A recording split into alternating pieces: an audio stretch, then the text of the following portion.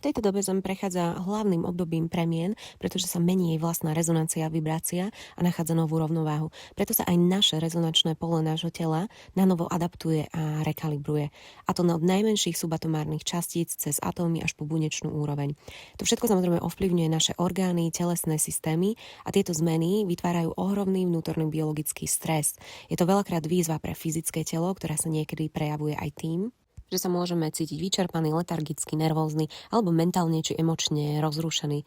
Na tej emocionálnej rovine sa tento stres často manifestuje ako emočná labilita. To znamená, že ľudia, ktorí si teraz prechádzajú veľkými vzostupmi a zároveň ponormi do svojich hĺbok, môžu pôsobiť či už pre seba alebo pre svoje okolie veľmi emočne labilne. Ja by som chcela povzbudiť všetkých, ktorí si teraz prechádzajú nejakou emočnou destabilizáciou, kde naozaj rozmrzajú staré vzorce a bunečné štruktúry, kde sú ukryté či už a nejaké energetické zhluky, ktoré tam zamrzli ešte z detstva a možno aj z dôb dávno minulých, ktoré sme si priniesli na úrovni DNA, aby sme boli k sebe zhovievaví, aby sme si skutočne dovolili prežívať to, čo v nás je a to, čo má výjsť na povrch. Samozrejme nehovorím o totálnej nerovnováhe a extréme v tom, že na každého pľúvame čokoľvek, čo sa v nás nachádza, pretože to nemusíme akceptovať a tolerovať vo svojej blízkosti, ale hovorím o rovnováhe, kde máme vnímať, že každý si teraz prechádza nejakým svojim hlbokým emočným prerodom a objavom svojich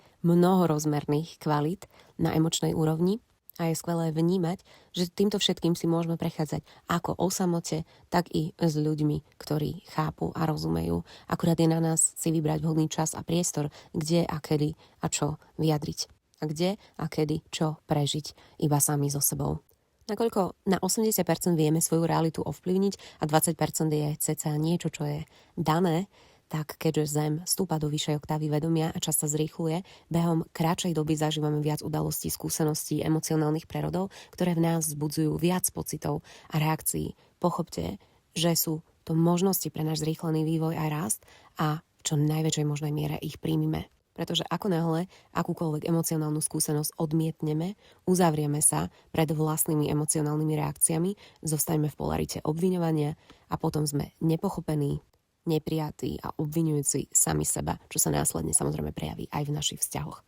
Len my sami sme tvorcami svojich reakcií na všetky zdanlivo v úvodzovkách vonkajšie udalosti. Naše osobné reakcie sú len výsledkom našich projekcií a interpretácií a koniec koncov sú to naše vlastné výtvory.